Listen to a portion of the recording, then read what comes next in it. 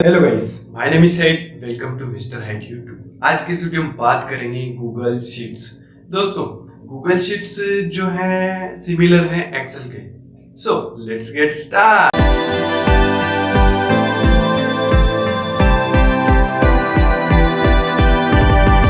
Google sheet average ifs function. तो यहाँ हम सबसे पहले जो हमने देखा था वो एवरेज फंक्शन देखा था, फिर एवरेज इफ फंक्शन देखा हमने। अब देख रहे हैं हम एवरेज इफ्स फंक्शन।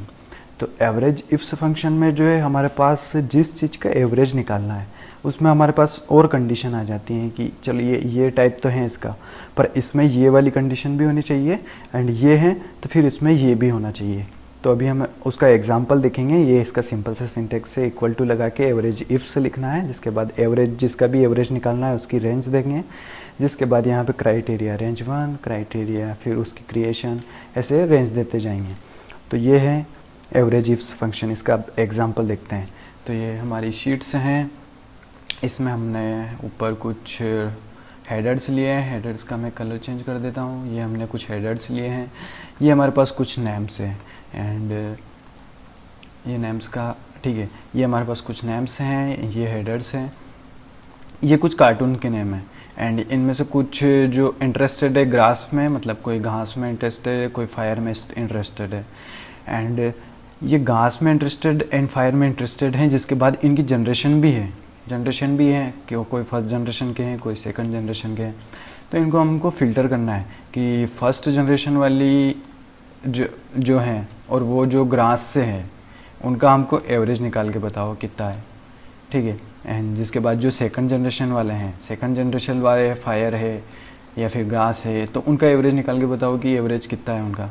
ये तो हमारे पास छोटी टेबल है, बाकी जितनी भी बड़ी टेबल हो आप उसके अकॉर्डिंग रेंज दे के निकाल सकते हैं। तो इसका सिंपल सा हम एग्जांपल देखते हैं। हमने सबसे पहले यहाँ पे कुछ टाइप जनरेशन एवरेज लिया है, आप अपने अकॉर्डिंग ले सकते हैं, आपको जो अच्छा लगे उसके अकॉर्डिंग। यहाँ हमने कुछ ग्रास एंड फायर लिया है। तो ये हमने फर्स्ट वाले हमारे हो गए हैं एंड ये सेकंड जनरेशन वाले हो गए हैं, ठीक है। दो जनरेशन लिए। फर्स्ट जनरेशन को हमने थोड़ा डार्क, ये कम डार्क किया है, इसको डार्क कर दिया। तो फर्स्ट जनरेशन भी निकालेंगे हम एंड सेकंड जनरेशन भी निकालेंगे। फर्स्ट जनरेशन जिनकी है और जो ग्रास से बिलोंग करते हैं, तो फर्स्ट जनरेशन जिनकी है, यहाँ तो हमको पता है फर्स्ट जनरेशन ये है, जिसके बाद ग्रास ये हैं, तो उनसे 3 बिलोंग करते हैं, तो उनका एवरेज निकालना है हमको। सिंपल सा है इसका फॉर्मूला। तो यहाँ इक्वल टू लगाएंगे हम, जिसके बाद एवरेज इफ से लिखेंगे, एवरेज इफ्स, ये यहाँ नीचे सजेशन में आ जाएगा एंड ये एंटर, ठीक है। जिसके बाद एवरेज इफ्स लिखने के बाद हमको सबसे पहले यहाँ पे जो है इसकी रेंज देनी पड़ेगी कि जिस चीज़ का आपको एवरेज निकालना है। तो हमको डिफेंस का एवरेज निकालना है, तो यहाँ से हमने location the C2 to C30। यही हमारी टेबल है C2 to C30। ये सारी सेल सिलेक्ट करने हम पिछले प्रीवियस ट्यूटोरियल में देख चुके हैं कि कैसे हम सेल सिलेक्ट करते हैं, ठीक है। ये हमने रेंज दे दी है कि हमको जिस चीज़ का भी निकालना है एवरेज, उस चीज़ का रेंज दे दिया है। जिसके बाद हमको टाइप या फिर जनरेशन कुछ भी ले लो, हमको टाइप डिफाइन करना है कि हमको B2 to B30 हमने टाइप दे दिया है। कोमा लगाएंगे कि इनमें से क्या निकालना है हमको, तो निकालना है हमको ग्रास। यहाँ ऊपर ये F3 हमने लोकेशन दी है एंड जिसके बाद हम जनरेशन लेंगे, जनरेशन D2 to D30, ठीक है। एंड इसमें से क्या निकालना है हमको, जिनकी जनरेशन फर्स्ट हो। तो यहाँ जनरेशन पे आके क्लिक कर देंगे हम। तो ये हमारा फॉर्मूला कंप्लीट हो चुका है। इसको एक बार समझ लेते हैं। एवरेज इफ्स लिखा है, ये हमारा फॉर्मूला इक्वल टू लगा के एवरेज इफ्स लिखेंगे, जिसके बाद हमने C2 to C30 सिलेक्ट किया है।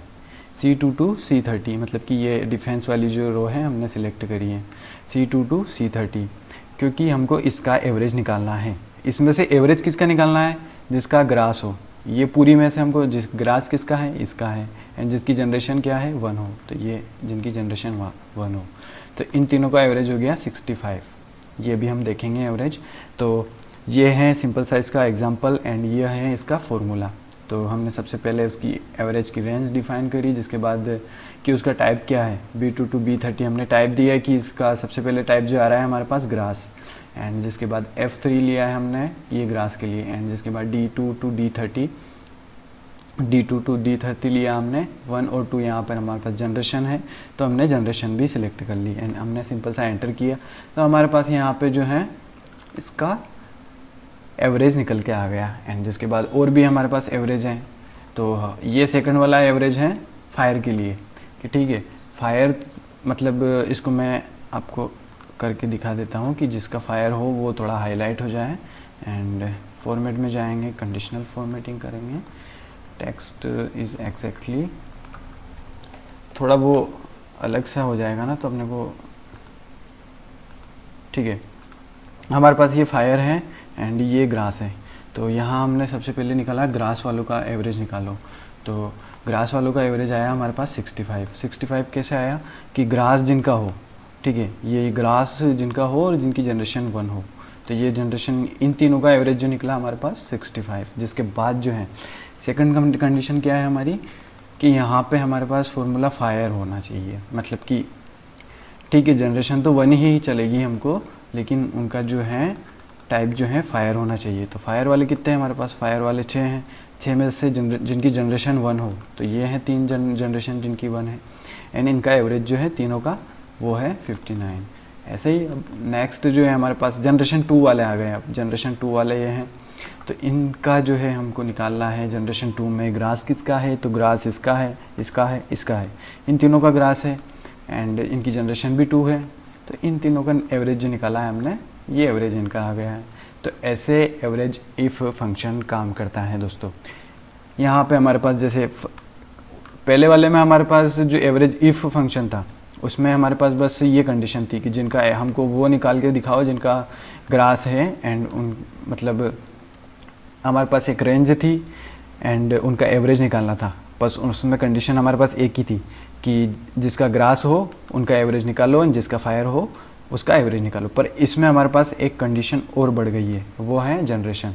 जिनका ग्रास हो वो तो ठीक है, जिसके बाद जनरेशन भी 1 होनी चाहिए एंड जनरेशन भी 2 होनी चाहिए, तो उसके लिए हमने एवरेज इफ्स फंक्शन का यूज़ किया। दोस्तों आपको वीडियो कैसा लगा, अगर पसंद आया है तो लाइक शेयर एंड सब्सक्राइब।